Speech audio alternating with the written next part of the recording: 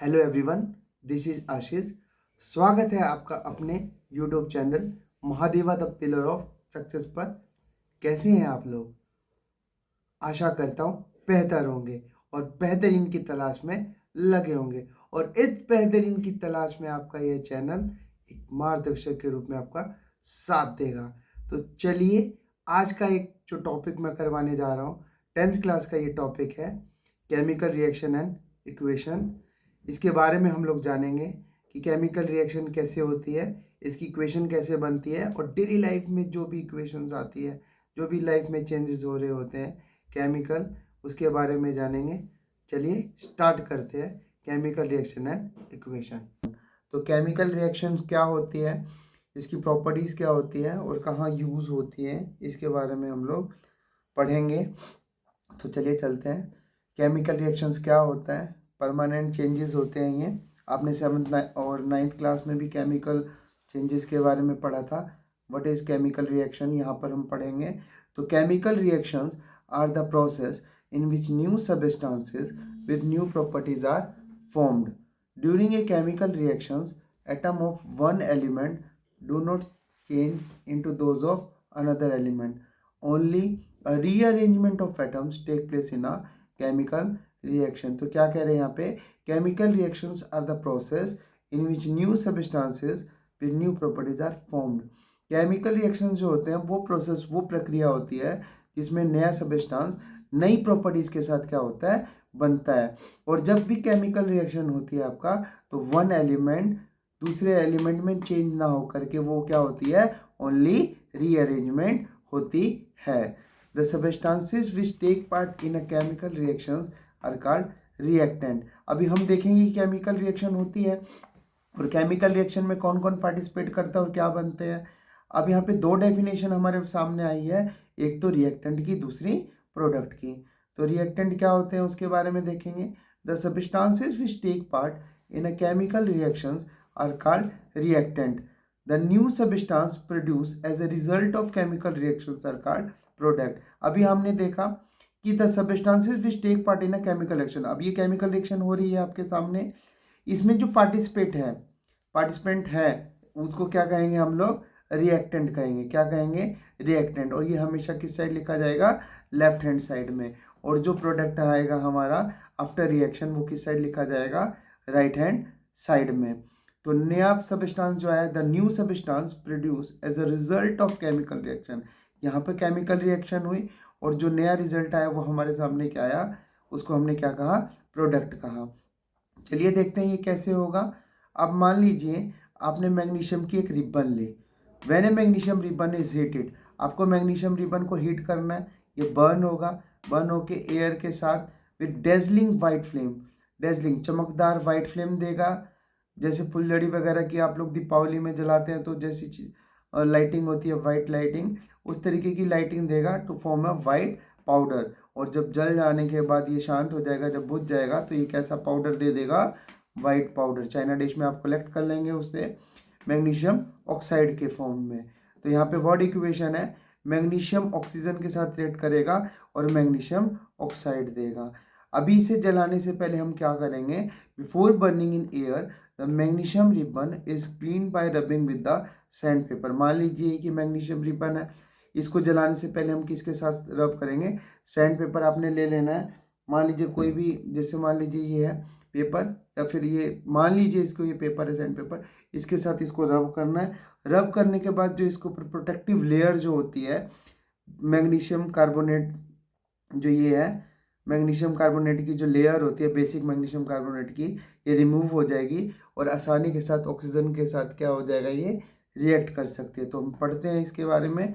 Before burning in air, the magnesium ribbon is cleaned by rubbing with the sandpaper. This is due to remove the protective layer of basic magnesium carbonate.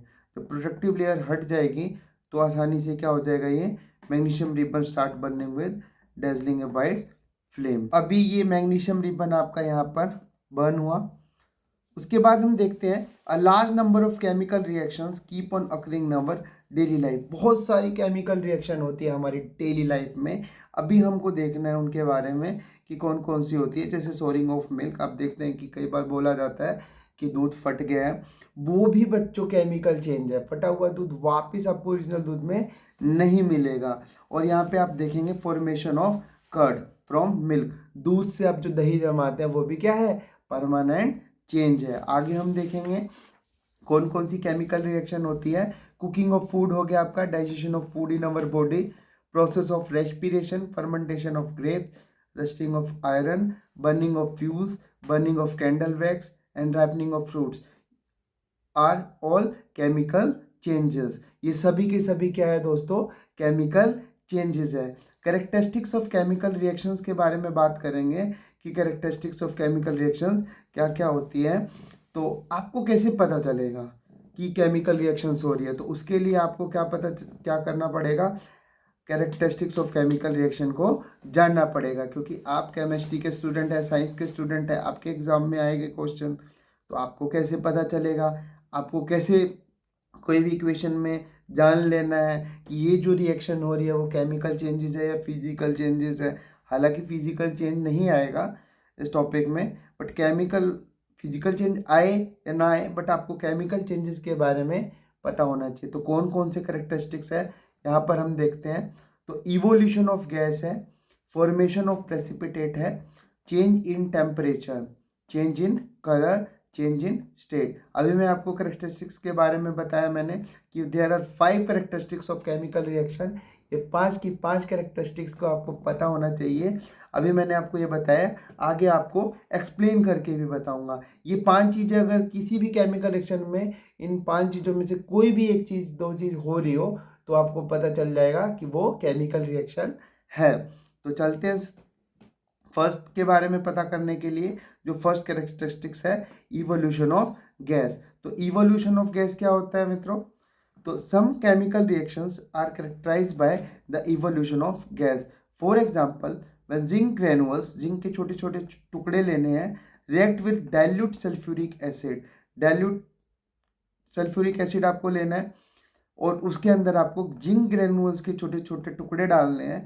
Then आप क्या देखोगे, then bubbles of hydrogen gas are formed, और थोड़े बुलबुले से hydrogen gas के आपको दिखाई देंगे। और वो जो बुलबुले हाइड्रोजन गैस के आपको पता चली जाएगा कि वहाँ पे इवोल्यूशन ऑफ गैस फॉर्म हो रही है, दिख रही है। तो आपको देखना है ये कैसे करना है। So the chemical reaction between zincs and dilute sulphuric acid is characterized by the evolution of gas. अभी आपके सामने कोनिकल फ्लास्क है, इसके अंदर डाइल्यूट सल्फ्यूरिक एसिड है और जिंक के छोटे छोटे आपको टुकड़े डालने हैं। और यहाँ पर ये क्या शो करेगा, evolution of gas, bubbles of hydrogen gas निकलेगी, इससे आपको पता चल जाएगा इवोल्यूशन ऑफ गैस हो रही है। यहाँ पे अगर हम केमिकल रिएक्शन देखें तो आप देखेंगे कि जिंक जो है सल्फ्यूरिक एसिड के साथ रिएक्ट कर रहा है। जिंक यहाँ पे हाइड्रोजन को रिप्लेस कर देगा और रिप्लेस करने के बाद क्या करेगा, जिंक सल्फेट बना लेगा और हाइड्रोजन गैस क्या हो जाएगी, यहाँ पे इवोल्व हो जाएगी। इस तरीके से आपको पता चल जाएगा कि इवोल्यूशन ऑफ गैस हो रहा है। अभी हमने आपको बताया इवोल्यूशन ऑफ गैस के बारे में।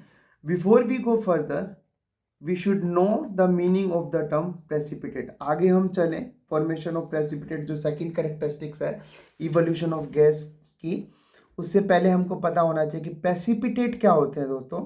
तो प्रेसिपिटेट एक सॉलिड प्रोडक्ट होता है और precipitate is a solid product which separate out from the solution during a chemical reaction. ये सेपरेट आउट हो जाता है जब डबल डिस्प्लेसमेंट रिएक्शन आएगी, तब मैं आपको बताऊंगा कि प्रेसिपिटेट कैसे फॉर्म होते हैं। इससे पहले आपको डेफिनेशन और थोड़ी बहुत जानकारी आपको इसमें होनी चाहिए। अब precipitate can be formed by mixing aqueous solution water solution. Aqueous solution वो सॉल्यूशन होता है मित्रों जिसमें वाटर बहुत ज़्यादा मात्रा में होती है, उसे क्या बोलते हैं, एक्वस सॉल्यूशन बोलते हैं। और इसमें क्या होता है कि ये precipitate can be formed by mixing, आपको मिक्स करना है एक्वस सॉल्यूशन को ऑफ रिएक्टेंट्स को when one of the product is insoluble in water. और जब उन दोनों को आप मिलाएंगे तो उनमें से एक जो प्रोडक्ट का सॉल्यूशन निकलेगा वो क्या होगा, इनसॉल्युबल इन वाटर होगा। A precipitate can also formed by passing A gas into A aqueous solution. अगर आप एक गैस को एक्वस सॉल्यूशन से पास करेंगे तभी भी आपका क्या बन जाएगा, आपका प्रेसिपिटेट बन जाएगा। A precipitate can be can also be formed by passing a gas into an aqueous solution of a substance like passing carbon dioxide gas into lime water. जब आप कार्बन डाइऑक्साइड गैस को lime water के अंदर से पास करेंगे तभी भी आपका प्रेसिपिटेट बन जाएगा। तो चलिए चलते हैं फॉर्मेशन ऑफ प्रेसिपिटेट की ओर। When a potassium iodide solution is added to the solution of lead nitrate, आपके पास लेड नाइट्रेट का सॉल्यूशन है, एक्वेस में है, और आपके पास पोटेशियम आयोडाइड, यहाँ पे KI है, पोटेशियम आयोडाइड जिसको बोलेंगे, ये भी एक्वस फॉर्म में है। जब इन दोनों की रिएक्शन होगी तो आप देखेंगे कि लेड आयोडाइड येलो प्रेसिपिटेट में ये बना लेगा सॉलिड फॉर्म, ये इनसोल्यूबल इन वाटर होगा आपका। उसके बाद आप देखेंगे कि पोटेशियम नाइट्रेट KNO3 ये एक्वस सॉल्यूशन अलग बना देगा। ठीक है दोस्तों, तो इस अगर प्रेसिपिटेट बनता है, येलो प्रेसिपिटेट यहाँ पे बनेगा लेड आयोडाइड का, इससे आपको पता चलेगा कि केमिकल रिएक्शन उस रिएक्शन में हो रही है। The chemical reactions between sulphuric acid and barium chloride solution is characterized by the formation of white precipitate of barium sulphate. यहाँ पे दूसरा प्रेसिपिटेट रिएक्शन के बारे में हम लोग बात करेंगे कि दूसरी प्रेसिपिटेट रिएक्शन कौन सी हो रही है। यहाँ पे कह रहे हैं कि जो केमिकल रिएक्शन है between sulphuric acid and barium chloride, आपको सल्फ्यूरिक एसिड लेना है और बेरियम क्लोराइड लेना है, उन दोनों सॉल्यूशन को मिला देना है, उनको जब रिएक्शन करेंगे वो तो फॉर्मेशन ऑफ वाइट प्रेसिपिटेट बनेगा बेरियम सल्फेट का। ये डबल डिस्प्लेसमेंट मैं आपको एक्सप्लेन करूँगा आगे कि ये रिएक्शन होती कैसी है और रीअरेंजमेंट ऑफ एटम्स कैसे होते हैं, कैसे कैसे रिएक्शन होती है, वो टाइप्स ऑफ केमिकल रिएक्शन में हम लोग करेंगे। अभी हम कर रहे हैं कैरेक्टरिस्टिक्स ऑफ केमिकल रिएक्शन। तो चलिए चलते हैं आगे। अभी हमने देखा बेरियम क्लोराइड है, वो भी एक्वस सॉल्यूशन में है, और यहाँ पे सल्फ्यूरिक एसिड है। बेरियम क्लोराइड का फॉर्मूला होता है BaCl2 और बेरियम क्लोराइड, और ये H2SO4 यानी कि सल्फ्यूरिक एसिड, ये भी एक्वस है। रिप्रेजेंट करेंगे हम, इंफॉर्मेटिव बनाते हैं, हम आगे पढ़ेंगे इसके बारे में। अब क्या करेगा, ये जो बेरियम है वो यहाँ सल्फेट के साथ लग जाएगा, इसका पॉजिटिव इसके नेगेटिव के साथ और इसका पॉजिटिव इसके नेगेटिव के साथ रिएक्ट कर जाएंगे, रीअरेंजमेंट ऑफ एटम्स होगा। अभी हम देखेंगे तो बेरियम अगर इस सल्फेट के साथ रिएक्ट करेगा तो बेरियम सल्फेट बना लेगा, और हाइड्रोजन जब इस क्लोरीन के साथ रिएक्ट करेगा तो हाइड्रोजन क्लोराइड बना लेगा, और यहाँ पे वाइट प्रेसिपिटेट बेरियम सल्फेट बन जाएगा। तो चलिए चलते हैं, अब हम लोग चेंज इन टेम्परेचर के बारे में पढ़ेंगे, जो हमारी थर्ड करेक्टरिस्टिक्स है केमिकल रिएक्शन का। तो देखते हैं यहाँ पे क्या कह रहा है। व्हेन क्विकलाइम होता है calcium oxide, when quicklime react with water, जब क्विकलाइम को हम वाटर के साथ रिएक्ट करेंगे, then slake lime is formed. आपको पता होगा चूना होता है, ग्राउंड में हम लोग यूज़ करते हैं, ग्राउंड में भी यूज़ करते हैं, और वाइट वॉश के टाइम में भी हम लोग यूज़ करते थे। अभी क्या होता है, अब जब ये रिएक्ट करेगा क्विकलाइम कैल्शियम ऑक्साइड वाटर के साथ, तो ये क्या दे देगा, स्लेक लाइम, और जैसे ही स्लेक लाइम देगा तो वो लॉट ऑफ हीट एनर्जी क्या होगी वहाँ पे प्रोड्यूस होगी। This heat raises the temperature due to which the reaction mixture becomes hot. जो रिएक्शन होगा मिक्सचर का वो क्या हो जाएगा, हॉट हो जाएगा। आप देखिए रिएक्शन, ये कैल्शियम ऑक्साइड है और वाटर के साथ रिएक्ट हो रहे हैं। यहाँ पे ये कैल्शियम क्विकलाइम है, कैल्शियम ऑक्साइड, और ये वाटर है H2O, ये रिएक्ट करेगा, ये रिएक्टेंट है, और आपको ये रिएक्ट करके क्या दे देंगे, स्लेक लाइम दे देंगे कैल्शियम हाइड्रोक्साइड। कैल्शियम हाइड्रोक्साइड से क्या निकलेगी, हीट निकलेगी। तो जब हीट निकलेगी तो उसका टेम्परेचर क्या हो जाएगा, राइज हो जाएगा। जब टेम्परेचर राइज होगा तो चेंज इन टेम्परेचर, यानी कि आपका टेम्परेचर जो पहले था उससे अलग टेम्परेचर निकल के सामने आया, टेम्परेचर चेंज हुआ, इसी को हम बोलते हैं change in temperature. It is calcium hydroxide which is use in house for white washing. आपको देखा होगा, अपने वाइट वॉश करवाते हैं, जब हम घरों में पेंट करवाते हैं तभी भी हम इसका यूज़ करते थे। ये एक तरीके की कम्बिनेशन रिएक्शन है, along with heat will be produce. इसके साथ क्या क्या यूज़ होगा, हीट प्रोड्यूस होगी। आपको आगे combination reaction, displacement reaction, decomposition reaction, double displacement reaction, oxidation reaction, ये सभी के बारे में चर्चा करेंगे। रिडॉक्स रिएक्शन, ये सभी चीज़ें क्या होती हैं। तो इसके पहले हम लोग ये कैरेक्टरिस्टिक्स को पूरा करेंगे। आगे आता है हमारा चेंज इन कलर। तो चेंज इन जो कलर है इसमें हम देखते हैं क्या होता है। Some chemical reactions are characterize by the change in colour. कुछ केमिकल रिएक्शंस ऐसी होती हैं जो हमें चेंज इन कलर के बारे में बताती है। जैसे मान लीजिए आपको क्या करना है, when citric acid reacts with potassium permanganate solution. जब कभी भी आप सिट्रिक एसिड को लेंगे, सिट्रिक एसिड नींबू में होगा, जब भी आप सिट्रिक एसिड को लेंगे उस एसिड को 2-4-10 बूंद डालेंगे पोटेशियम परमैंगनेट सॉल्यूशन में। पोटेशियम परमैंगनेट का फॉर्मूला होता है KMnO4। Then the purple colour of potassium permanganate solution disappear.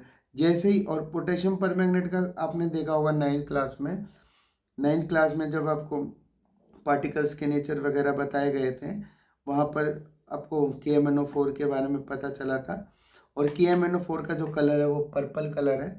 जब भी आप इसमें सिट्रिक एसिड डालेंगे तो इसका जो पर्पल कलर है वो क्या हो जाएगा, डिसअपियर हो जाएगा, और कलर क्या हो गया, पर्पल से कलरलेस हो गया। तो ये भी क्या है, चेंज इन कलर। तो ये चेंज इन कलर हुआ, इसका मतलब ये भी क्या है, केमिकल रिएक्शन का एक एग्जाम्पल है।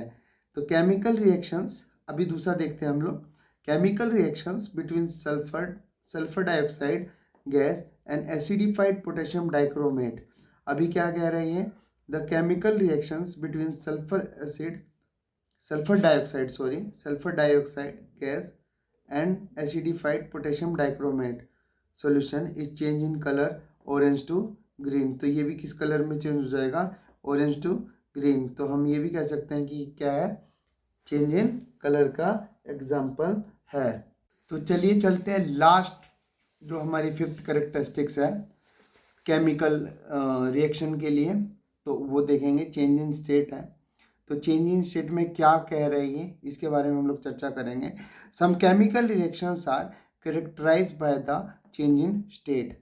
चेंज इन स्टेट देखते हैं कैसे कह रहा है। मान लीजिए मेरी ड्राइंग इतनी अच्छी नहीं है बट मैं बना देता हूँ आपके लिए। अब ये आपका क्या है, कैंडल है, ये कैंडल है, ये बर्न हो रहा है, ये बर्न हो रहा है। जो इसका अपर पार्ट है यहाँ पर जो होगा वो क्या होगा, केमिकल चेंज होगा, केमिकल चेंज होगा। और जो लोअर पार्ट है, जब ये वैक्स है जो इसकी मोम है वो क्या होगी, जब ये पिघलेगी, जब ये मेल्ट होगी तो इसकी साइज़ क्या होगा, चेंज होगा। यहाँ पे फिजिकल चेंज होगा और यहाँ पे क्या होगा, आपका केमिकल चेंज होगा। तो मैं इसे पढ़ देता हूँ, आपको लाइन टू लाइन याद करना है, अच्छे से समझना है। When wax is burned in the form of wax candle, then water and carbon dioxide gas are formed। यहाँ पे देखिए आप, water and carbon dioxide gas, यहाँ पे गैस फॉर्म हुई है। तो ये जो है, और are formed from solid to liquid and gas because wax is solid. Water formed by the combustion of wax is a liquid at room temperature, whereas carbon dioxide produce by the combustion of wax is a gas. तो यहाँ पे आपका chemical change हुआ है और यहाँ पे आपका क्या हुआ है, फिजिकल चेंज, जो वैक्स मेल्ट हुई है उसके बारे में ये बता रहा है। उसके बाद हम करेंगे कि जो केमिकल रिएक्शन हो रही है, कोई ज़रूरी नहीं है कि सिर्फ एक ही हो करेक्टर, उसमें 2 भी हो सकते हैं, 3 भी हो सकते हैं। तो ऐसा एक एग्जाम्पल हम लोग देखते हैं। There are some chemical reactions which can show more than 1 characteristics. कुछ केमिकल रिएक्शंस ऐसे होते हैं जो एक से ज़्यादा क्या करते हैं, वो केमिकल रिएक्शन की कैरेक्टरिस्टिक्स को शो करते हैं। जैसे जिंक ग्रेनुल्स हमने डाला था डाइल्यूट सल्फ्यूरिक एसिड में, वहाँ पे इवोल्यूशन ऑफ गैस तो हुआ ही हुआ था, लेकिन इवोल्यूशन ऑफ गैस होने के कारण चेंज इन टेम्परेचर भी हुआ था। तो यहाँ पे 2 कैरेक्टरिस्टिक्स निकल कर के सामने आई। उसके बाद हम लोग चलते हैं केमिकल इक्वेशंस। तो केमिकल इक्वेशंस क्या है, कैसे लिखी जाती है, क्यों लिखी जाती है, उसके बारे में हम लोग चर्चा करते हैं। The method of representing a chemical reaction with the help of symbol and formulae of the substances involved in it is known as the chemical equations। वो मेथड, वो तरीका जो केमिकल रिएक्शन को रिप्रेजेंट कर रहा है, दर्शा रहा है किसी सिंबल की फॉर्म में, और उसे जब लिखा जाता है तो उसे हम क्या कहते हैं, केमिकल इक्वेशन बोलते हैं। अब ये वर्ड इक्वेशन में लिखी गई है। जैसे जिंक है, जिंक सल्फ्यूरिक एसिड के साथ रिएक्ट कर रहा है और जिंक सल्फेट दे रहा है और हाइड्रोजन गैस इवॉल्व कर रही है। इसे हम अगर हम सिंबल के फॉर्म में लिखें तो Zn, हम जिंक के सिंबल को Zn करते हैं, और सल्फ्यूरिक एसिड को हम H2SO4 लिखते हैं। ये रिएक्टेंट है हमारा। जब ये रिएक्ट करेगा, यहाँ पे हम देखेंगे डिस्प्लेसमेंट रिएक्शन में कि जो मोर स्ट्रॉन्ग जो एलिमेंट होता है वो क्या कर देता है, लेस रिएक्टेंट एलिमेंट को क्या कर देता है, अपनी जगह से डिस्प्लेस कर देता है। तो जिंक क्या करेगा, हाइड्रोजन की जगह ले लेगा और हाइड्रोजन गैस क्या कर देगा, इवोल्व कर देगा यहाँ पे, और ZnSO4 प्रोडक्ट के रूप में बन जाएगा। आगे चलते हैं हम लोग, देखते हैं इनको बैलेंस भी करेंगे केमिकल इक्वेशंस को। Balance and unbalance chemical equations. A balanced chemical reactions has an equal number of atoms of different elements in the reactants and products। अभी बैलेंस केमिकल रिएक्शंस क्या कह रहा है, यहाँ पे ये बैलेंस नहीं है, या बैलेंस है तो देखेंगे क्यों है। और अनबैलेंस रिएक्शन क्या होती है, यहाँ पे ये बैलेंस है।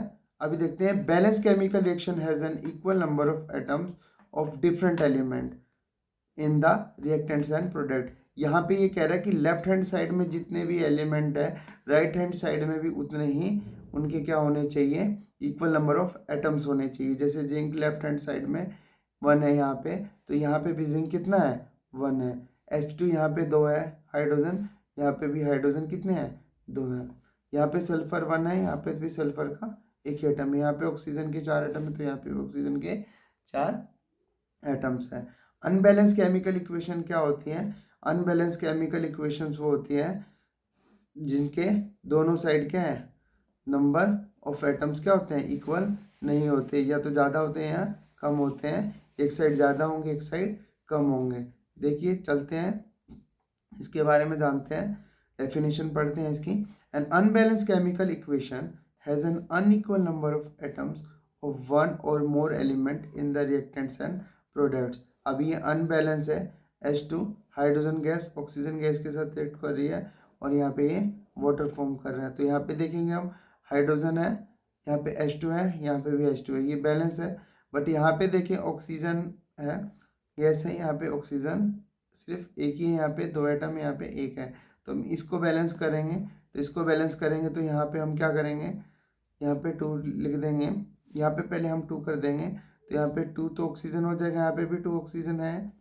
बट यहाँ पे देखेंगे तो हाइड्रोजन कितना हुआ, 4 हो जाएगा, 2 2 से 4। बट यहाँ पे हाइड्रोजन 1 था, 2 था, तो हम यहाँ पे क्या कर देंगे, 2 से मल्टीप्लाई कर देंगे, तो ये भी 4 हो जाएगा, ये 4 और ये 2 है, तो इसका इससे मल्टीप्लाई ये भी कितना हो जाएगा, 2 हो जाएगा। तो आगे ये कह रहा है, we should never change the formula of an element और a compound to balance an equation. हम फॉर्मूला में कोई भी चेंज नहीं करेंगे, बस हम उनको बैलेंस करेंगे। और बैलेंस क्यों करेंगे, हमने 9th में पढ़ा था मैटर के बारे में। Matter can neither be created nor destroy in a chemical reaction. Matter को ना तो आप बना सकते और ना ही डिस्ट्रॉय कर सकते। तो कंजर्वेशन ऑफ मास को फॉलो करेंगे हम। The chemical equations are balance to satisfy the law of conservation of mass in a chemical reaction. ये law of conservation of mass को क्या करेगा, सेटिस्फाई करेगा, अगर हम इसको बैलेंस कर देंगे तो। अगर ये नहीं करेगा तो रूल को क्या कर रहा है, ये ब्रेक करेगा, जो कि नहीं होना चाहिए। आगे चलते हैं हम लोग, देखते हैं कि किसी भी इक्वेशंस को हम इंफॉर्मेटिव कैसे बना सकते हैं। हमें कैसे पता चलेगा कि ये सॉलिड है, लिक्विड है, गैस है, एक्वस है, ये रिएक्शन कितने टेम्परेचर पे हो रही है। जब तक हम उसको इंफॉर्मेटिव नहीं बनाएंगे तो हमें ये चीज़ें पता नहीं चलेगी। तो देखते हैं आगे इंफॉर्मेटिव कैसे बना सकते हैं। To make equation more informative by indicating the physical state. आप उसको उसके फिजिकल स्टेट्स को इंडिकेट करके रिएक्टेंट और प्रोडक्ट की साइड क्या कर सकते हो, किसी भी इक्वेशन को क्या कर सकते हो, आप इंफॉर्मेटिव बना सकते हो। उसके बाद हम देखते हैं by indicating the heat change. आप हीट चेंज की देख करके, इंडिकेट करके, taking place in the reaction की साइड, प्रोडक्ट की साइड आप लिख के बता सकते हो informative. By indicating the conditions under which the reaction take place. आप कंडीशन बता सकते हो कि कितनी कंडीशन, क्या क्या किस किस कंडीशन पे वो रिएक्शन टेक प्लेस कर रही है। तो चलिए इनको एक्सप्लेन करते हैं हम लोग, ये जो भी हमने 3 पॉइंट्स बताए। To indicate the physical states of reactants and products in an equation. अभी देखते हैं हम लोग फिजिकल स्टेट्स क्या होती है।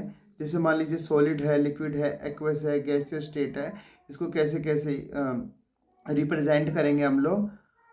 Solid state is indicated by the symbol S, जो सॉलिड स्टेट है is indicated by the symbol S. Liquid state is indicated by the symbol L. S से सॉलिड स्टेट को रिप्रेजेंट करेंगे, एल से liquid state को represent करेंगे।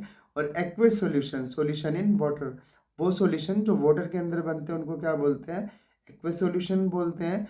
Is indicated by the symbol a q. A q आपको लिखा हो तो वो कौन सा सॉल्यूशन होगा, एक्वस सॉल्यूशन होगा।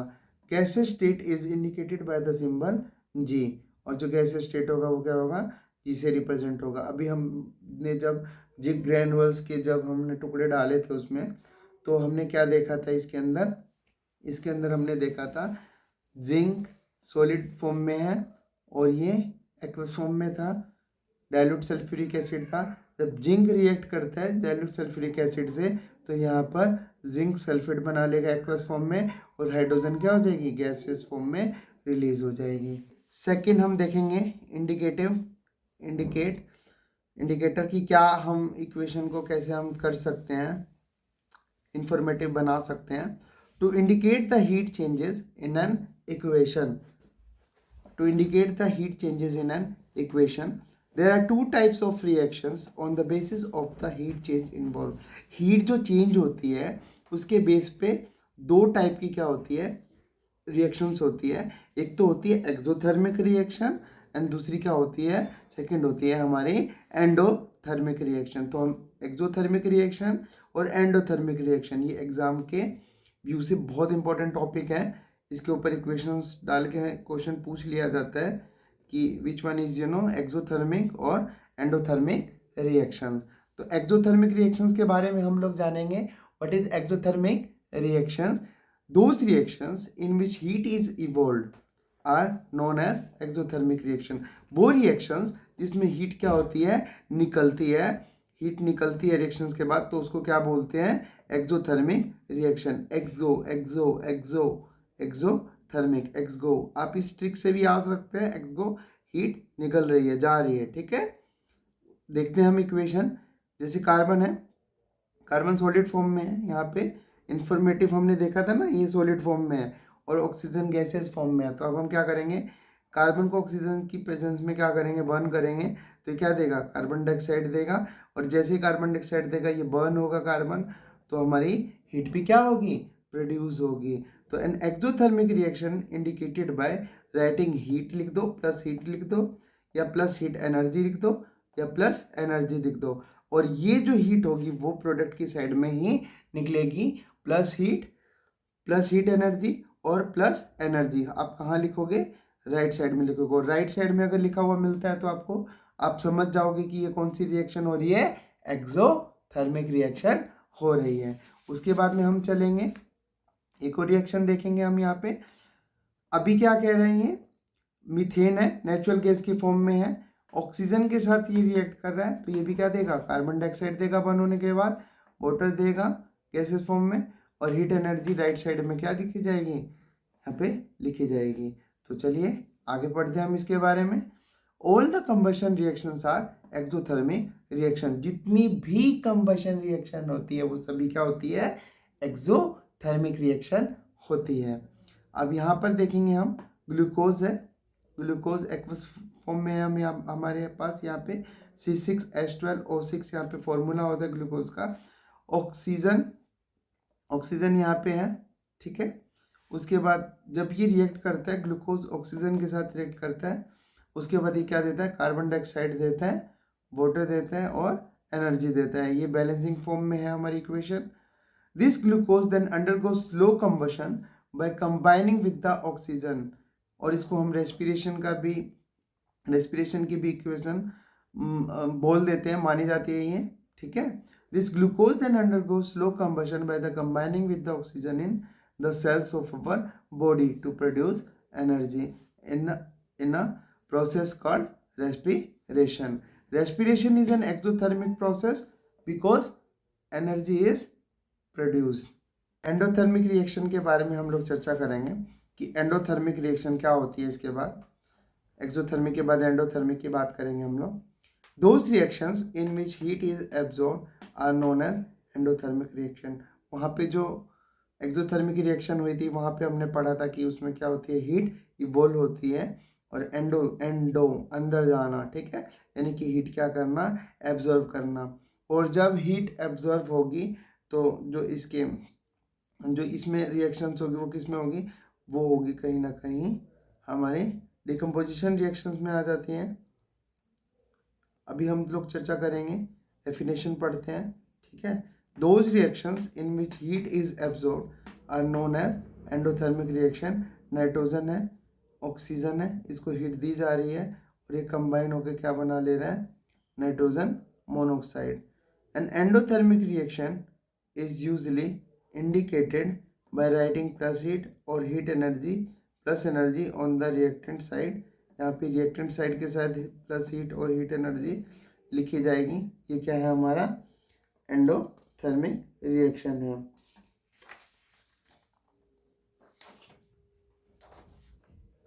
अभी हम देखेंगे जितनी भी एंडोथर्मिक रिएक्शन होती है वो क्या होती है। अभी कह रहा है all the decomposition reactions are endothermic reaction. जितनी भी डिकम्पोजिशन रिएक्शंस होती है वो क्या होती है, एंडोथर्मिक रिएक्शंस होती है। जैसे कैल्शियम कार्बोनेट है, कैल्शियम कार्बोनेट को अगर हम हीट देंगे, ये हीट एब्जॉर्ब करेगा तो किस में डिकम्पोज हो जाएगा, ये कैल्शियम ऑक्साइड में और कार्बन डाइऑक्साइड में, कैल्शियम ऑक्साइड में और कार्बन डाइऑक्साइड में, ये टूट जाएगा। कैल्शियम कार्बोनेट ये टूटेगा, हीट ये एब्जॉर्ब करेगा और हीट एब्जॉर्ब करेगा तो डिकम्पोज हो जाएगा। दो चीज़ों डिकम्पोज होता है, दो चीज़ों में टूट जाना, दो या दो से ज़्यादा चीज़ों में टूट जाना। तो यहाँ पे जो कैल्शियम कार्बोनेट है ये दो चीज़ों में टूटेगा, कैल्शियम ऑक्साइड में जो कि सॉलिड फॉर्म में है, और ये कार्बन डाइऑक्साइड जो कि गैसेस फॉर्म में। यहाँ पे जी इंफॉर्मेटिव बनाया गया है, इससे गैसेस फॉर्म को दर्शा रहे हैं यहाँ पे, और एस क्या दर्शा रहे हैं यहाँ पे, सॉलिड फॉर्म में। अभी हमने लास्ट टाइम आपको बताया था कि इंफॉर्मेटिव बनाई गई है ये इक्वेशन को। और आप ये देखिए रेस्पिरेशन आपको क्या दिखाया गया था, एक्सोथर्मिक रिएक्शन, जो रेस्पिरेशन होती है। और यहाँ पे देखिए उसका जस्ट अपोजिट फोटोसिंथेसिस। जी हाँ, फोटोसिंथेसिस जो रिएक्शन है वो आपका क्या हुआ है, यहाँ पे एंडोथर्मिक रिएक्शन हुई है। फोटोसिंथेसिस यहाँ पे क्या है, एंडोथर्मिक रिएक्शन। उसके बाद हम देखें the electrolysis of water to form hydrogen and oxygen is also an endothermic reaction. अब यहाँ पे वाटर का जब हाइड्रोलाइसिस होगा, जो वाटर टूटेगा, वाटर H2O टूट करके हाइड्रोजन गैस और ऑक्सीजन गैस में क्या कर लेगा, अपने आप को बना लेगा, वो भी क्या है, एंडोथर्मिक रिएक्शन है। चलिए चलते हैं नेक्स्ट देखने के लिए कि क्या कह रहा है next line, next point. To indicate the condition under which the reaction take place. जो थर्ड है वो इंफॉर्मेटिव कैसे बनेगी, कैसे बनाना है उसको। टू इंडिकेट द कंडीशन, आपको कंडीशन बतानी है कि किस कंडीशन पे रिएक्शन क्या कर रही है, टेक प्लेस कर रही है। जैसे मान लीजिए आपके पास है potassium chlorate KClO3, solid state में पड़ा हुआ है ये। When potassium chlorate is heated in the presence of manganese dioxide as a catalyst है यहाँ पे मैंगनीज डाइऑक्साइड, ठीक है। It decomposed to form potassium chloride. इसको हीट करेंगे हम, और किसकी प्रेजेंस में ये हीट होगा, मैंगनीज डाइऑक्साइड के प्रेजेंस में, ये कैटलिस्ट की तरह तरीके से काम करेगा। और डेल्टा जो साइन है ये डेल्टा स्टैंड फॉर हीट, ये हीट इसको दी जा रही है, और ये इसकी प्रेजेंस में मैंगनीज डाइऑक्साइड की प्रेजेंस में ये ब्रेक होकर के किस में बनाएगा, पोटेशियम क्लोराइड में बनाएगा, और ऑक्सीजन यहाँ पे रिलीज हो जाएगी गैस। चलिए हम नेक्स्ट इसका देखते हैं एग्जांपल कि कैसे हम मिथेनॉल और मिथाइल अल्कोहल, मिथेनॉल को ही मिथाइल अल्कोहल बोलते हैं, is manufactured from carbon monoxide and hydrogen. तो अभी आपको क्या करना है, कार्बन मोनोऑक्साइड के हाइड्रोजन के साथ रिएक्शन करवानी है, और जो ये रिएक्शन होगी किस कंडीशन पे होगी, आपको यहाँ पे दिख रहा है कि 300 आपका प्रेशर ऑफ 300 एटमॉस्फेयर का आपको प्रेशर लेना है, टेम्परेचर जो रखना है आपको 300 डिग्री सेल्सियस का लेना है, और कैटलिस्ट जो आपका यूज हुआ है वो mixture of zinc oxide and chromium oxide का यूज हुआ है। जब ये कंडीशन आप इस रिएक्शन को देंगे तो आपका मिथेनॉल और मिथाइल अल्कोहल प्रिपेयर हो जाएगा प्रोडक्ट के फॉर्म में। तो कैसी लगी आज की ये वीडियो, आप हमें कमेंट करें, लाइक करें, शेयर करें, और इस वीडियो को बताएं कि आपको कैसे लगी। और नेक्स्ट पार्ट इस वीडियो का जल्दी मैं आपके सामने लेकर के आऊँगा। तब तक के लिए इस वीडियो को आप देखें, समझें और आपके एग्ज़ाम की तैयारी करें। धन्यवाद। जय हिंद, जय भारत।